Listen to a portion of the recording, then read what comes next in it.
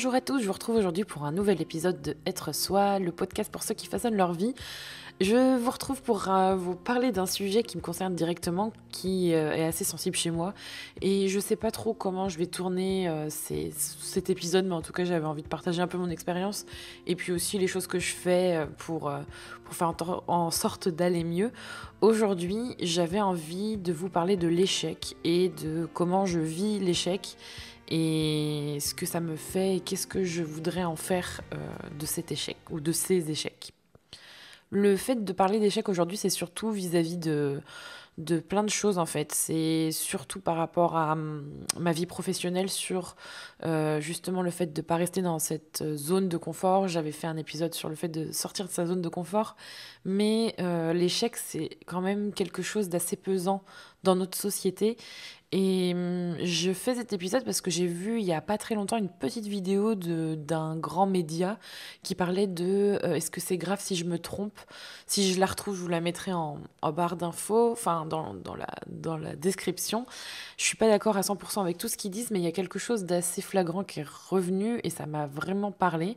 C'est que le fait d'échouer était très mal accepté dans notre société européenne et donc française et qu'elle était vécue différemment aux États-Unis. C'est quelque chose qui m'a frappée parce que c'est vrai que je le ressens comme tel, beaucoup moins qu'avant, mais je le ressens comme ça, et que le fait que l'on échoue est vécu comme un fardeau en fait en tant que Française ou du coup moi en tant que personne vivant en France.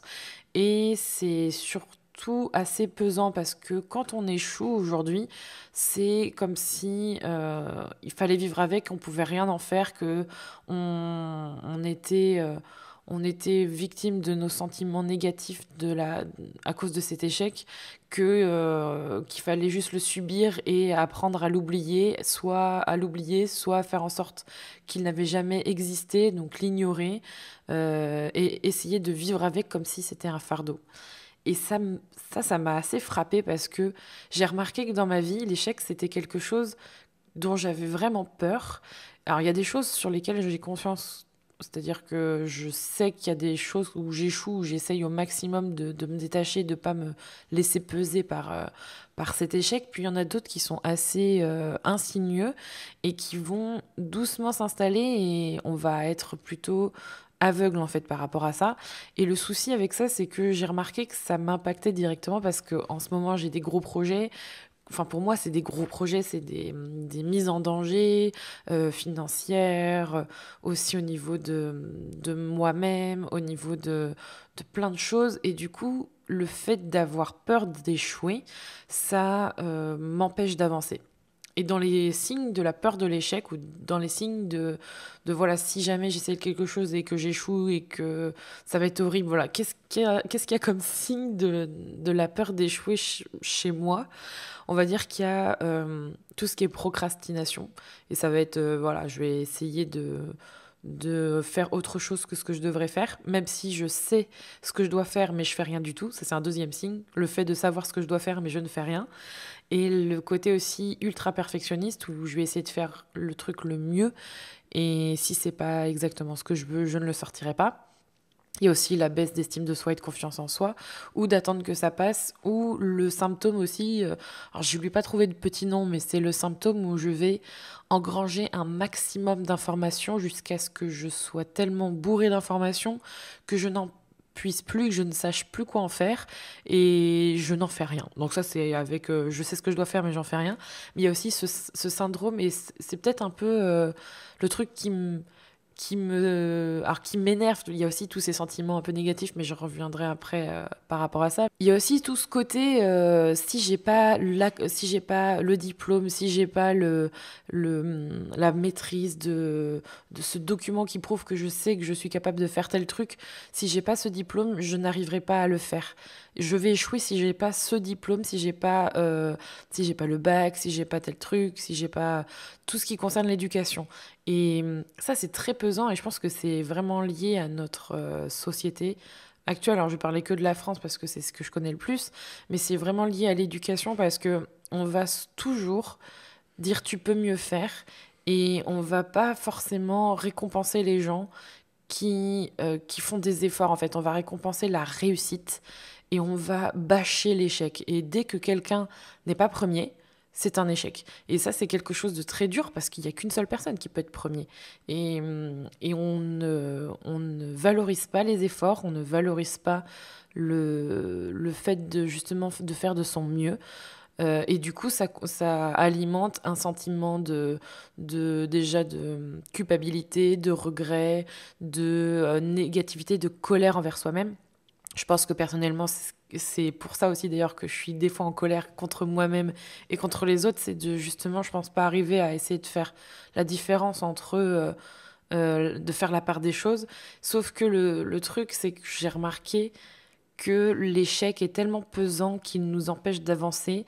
Et c'est même une motivation ou d'ailleurs c'est le seul mot que je trouve, mais pour moi c'est pas le bon mot, mais c'est même une motivation à ne rien faire et une justification, voilà, une justification à ne pas avancer. Donc c'est très culturel, c'est très ancré en nous, et il y a ces sentiments, tous ces signes de peur d'échouer, les choses qui nous retiennent, cette culpabilité qui se mélange aussi aux projections des autres, parce que malheureusement on vit dans un monde où on est entouré de personnes, et parfois ce serait bien d'être un peu tout seul avec ses problèmes, mais on est des éponges, donc on va forcément aussi assimiler tout ce que les autres projettent en nous et toute leur peur aussi. Et quand on est ultra sensible ou quand on est très empathique et qu'on a envie d'aider les autres, on a aussi tendance à absorber les choses et c'est pas nous aider. Donc il y a tout ça qui fait que on n'avance pas. Et cette peur de l'échec, en fait, elle nous fige.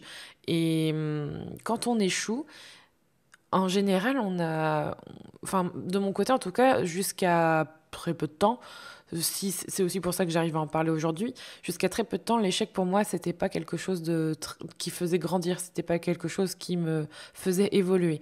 Et on m'a beaucoup enseigné que l'échec, voilà, si on échouait quelque part, fallait abandonner, fallait pas s'en servir, fallait laisser tomber, fallait faire autre chose. Et le truc, c'est que pour moi, ça n'a pas vraiment de sens. C'est même En fait, c'est même plus dur parce que quand on échoue dans quelque chose et qu'on se remet pas en question, qu'on cherche pas à comprendre pourquoi, je vois pas pourquoi on va aller faire les mêmes erreurs dans un autre domaine. Et je trouve ça absurde en fait en soi, mais c'est tellement un automatisme parce que on vit tellement mal l'échec sur le moment et on nous le met dans la figure, que ce soit, je parle là particulièrement quand on monte une société, mais ça peut être aussi dans un diplôme, hein. Je pense que là, on est vraiment dans le même cas, mais tu mets tellement d'énergie dans un projet, tu te projettes tellement et tu te dis, voilà, je veux faire ça et j'y arrive pas pour X raisons. Et tout ce qu'on se laisse, c'est du négatif. Et alors, dans cet épisode, j'aurais pas forcément de trucs à vous donner ou de conseils à vous donner parce que je serais mal avisée de le faire sur ce sujet, étant donné que moi-même, je traverse justement ce besoin de surmonter la peur de l'échec. Et je vais vous dire comment j'essaye de le faire. Je pourrais vous dire dans quelques mois ce qu'il en est. Mais tout ce qu'on se laisse et tout ce que je me laisse jusqu'à présent, c'est du négatif pour continuer. Et ça n'a jamais fonctionné. Donc, les choses, en fait, à ne pas garder, on préfère s'y accrocher comme des excuses ou comme quelque chose qui vont nous aider à nous plaindre ou à ne rien faire. Et on va rester dans notre zone de confort en se disant, de toute façon, j'en suis sortie, j'ai échoué, si je retourne en dehors de ce cercle, ça va recommencer. Donc on est vraiment dans un cercle vicieux.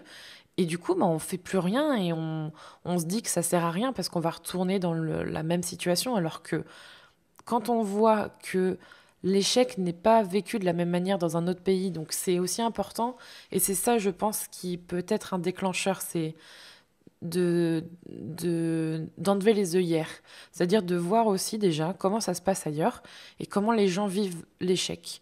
Est-ce qu'ils le vivent différemment? Est-ce qu'ils le vivent comme moi? Qu'est-ce qu'ils en font? Aller chercher la personne qui va pas vivre la même chose que vous. C'est-à-dire que si vous êtes en train de travailler pour avoir votre bac et que vous trouvez une autre personne qui est comme vous, qui l'a pas eu et qui est là, ouais, on va y arriver, mais je suis pas sûre parce que ça fait 2 fois que je l'ai raté, et que vous êtes dans la même mentalité, mais vous allez tous les deux vous tirer vers le bas. Donc ça sert à rien.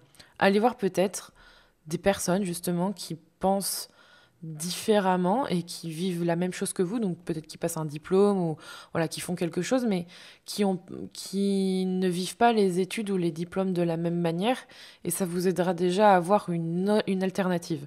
Moi, je fais la même chose avec mon business et mon entreprise. Ça m'aide à rebondir, ça m'aide à avancer. Je me dis, est-ce que je préfère me nourrir d'exemples négatifs et voir mon histoire chez quelqu'un d'autre ou est-ce que je préfère voir une alternative positive qui me tire vers le haut?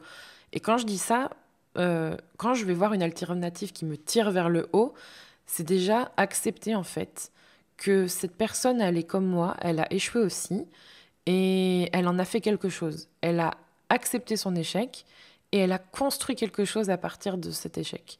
Et le fait de voir ça comme quelque chose de positif, enfin après l'échec de voir quelque chose de positif, c'est beaucoup plus apaisant. On n'est plus dans la culpabilité, dans le regret et dans la dévalorisation de soi-même. On est plus dans l'après en fait. Et vivre dans le passé, en fait, c'est pas bon, hein, tout le monde le sait, mais quand on est dans une situation et qu'on ne voit que ses problèmes, c'est très difficile de voir après. Mais justement, déjà s'inspirer de quelqu'un d'autre, voir la lumière un peu au bout du tunnel et faire quelque chose de son échec, c'est deux choses en soi que j'essaye de faire et je pense que ça peut être deux choses qui peuvent vous aider. Après, la partie où il faut réessayer et lâcher prise, ça, c'est une partie que je vois un petit peu au loin vis-à-vis de la peur d'échouer. Ça, c'est pour moi quelque chose de très flou. Et je pense que c'est lié au fait d'être perfectionniste, de vouloir s'accrocher aux choses, de pas facilement lâcher prise. Mais quand on échoue aussi, j'ai remarqué que les gens qui ne s'accrochent pas en fait à leur échec arrivent à avancer plus rapidement. Ils se disent, bah voilà, j'ai vécu ça. C'était dur sur le moment. Et grâce à ça, c'est très important les mots, je trouve. Grâce à ça, j'en ai fait quelque chose. J'ai réussi à avancer parce que j'ai vécu cette expérience. Et maintenant, je suis là parce que j'ai vécu aussi ces choses.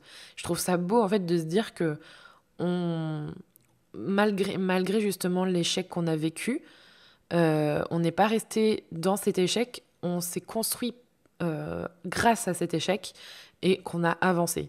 Et en fait, on s'aperçoit que les échecs nous construisent tout autant que les bons événements et que se rester dans une boucle négative ne sert à rien. Il vaut mieux que ça serve en fait de pièces de construction à votre projet, à votre vie. Et je sais que c'est plus facile à dire qu'à faire, honnêtement, je suis dans le même stade, mais je trouve que c'est une vision positive et tellement différente de ce qu'on nous dit aujourd'hui en France que c'est quelque chose que je voulais vous partager et que je trouvais très important. On est en janvier 2018. Je pense que tout à chacun a des projets pour cette nouvelle année, que vous soyez étudiant, salarié, entrepreneur, sans emploi, peu importe. On a tous eu des échecs dans notre vie et notre travail ne nous définit pas entièrement, donc c'est aussi important à noter. Je parle en tant qu'entrepreneur un peu dans ce podcast, mais les échecs qu'on en vit à tous les niveaux dans notre vie.